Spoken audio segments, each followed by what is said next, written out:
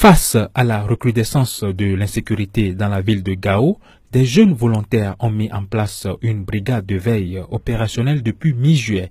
Nous sommes au quartier général des patrouilleurs ce vendredi 11 août. Les superviseurs donnent les dernières consignes et font les derniers réglages. Il est minuit 30. La mission de supervision débute au quartier Gadey, encore appelé deuxième quartier. Nous embarquons dans l'un des véhicules en compagnie du superviseur Abba Aman pour sillonner les grandes artères et les rues de Gao. Ici, toujours au 2, c'est le quartier Gadey, mais ici, c'est le secteur Chambukona. Et vous voyez, nous sommes sur le site de Kankou Moussa qui est là. Et voilà, nous sommes au niveau d'une des bases de Gadey. Dans la ville, des jeunes ont érigé des barricades de fortune aux différents postes de contrôle et nous signalent leur présence à l'aide de torches.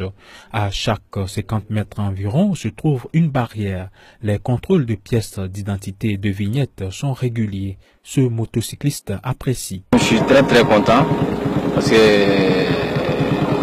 avant-hier même on a trouvé beaucoup de motos volées, même à la gendarmerie. Donc à cause de ça seulement moi je suis content. Donc moi quand même je fais tout mon effort pour le don de courage pour que le patrouille là ça se continue quand même. À Sosokwera, plus précisément en l'angle de l'école fondamentale, plusieurs braquages ont eu lieu à la tombée de la nuit. Depuis que la brigade de veille est en place, aucun incident n'a été enregistré selon ce superviseur. Ça fait 3 semaines qu'on n'attend pas qu'on a braqué, on n'attend pas qu'on a tiré sur quelqu'un à Gao. Et franchement, il y a un résultat positif qui fait qu'aujourd'hui la société civile de Gao nous accompagne avec tout le cœur parce qu'en réalité les gars sont stables aujourd'hui chez eux. Les résultats sont vraiment probants et heureusement quand même qu'il n'y a pas eu de mort depuis que nous avons commencé l'activité.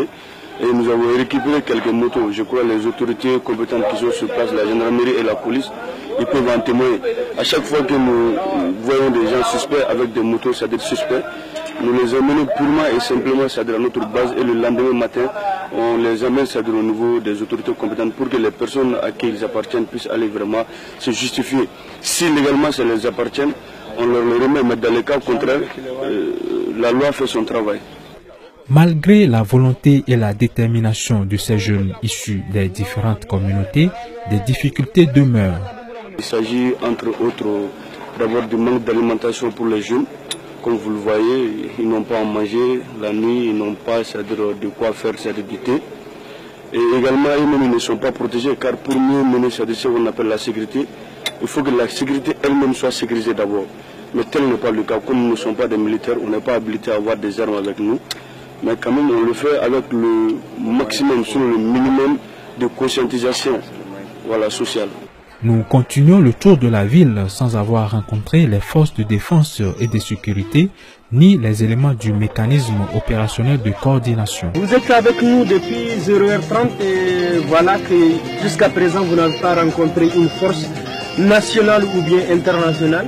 Nous sommes quand même là et c'est les jeunes qu'on rencontre dans les rues en train de sécuriser leur propre population. Selon les membres des mouvements de résistance civile, toutes les forces présentes dans la ville ont été informées avant le début de ces patrouilles. On a participé à beaucoup de rencontres de sécurité où on a expliqué notre objectif qui est vraiment d'aider les forces de sécurité à sauvegarder les personnes et leurs biens.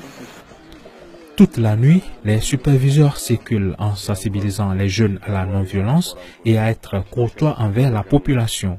La supervision se fait en collaboration avec les chefs du secteur, les chefs de base et de poste. C'est eux qui nous ont accompagnés comme ça jusqu'au nouvel de la fin pour contrôler, les barrières sont en place. Et je pense qu'on est à 3 h du matin comme ça. On va continuer maintenant vers une partie du 8 et puis voilà rentrer au siège. En cas d'arrestation, la brigade de veille alerte les forces de sécurité pour poursuivre le travail. Il est 4 h du matin, nous retournons au quartier général des patrouilleurs. Les superviseurs se rassemblent pour discuter et faire le bilan de cette nuit-là. Dans 30 minutes, aucune barrière ne sera visible dans les rues de la cité des Askia.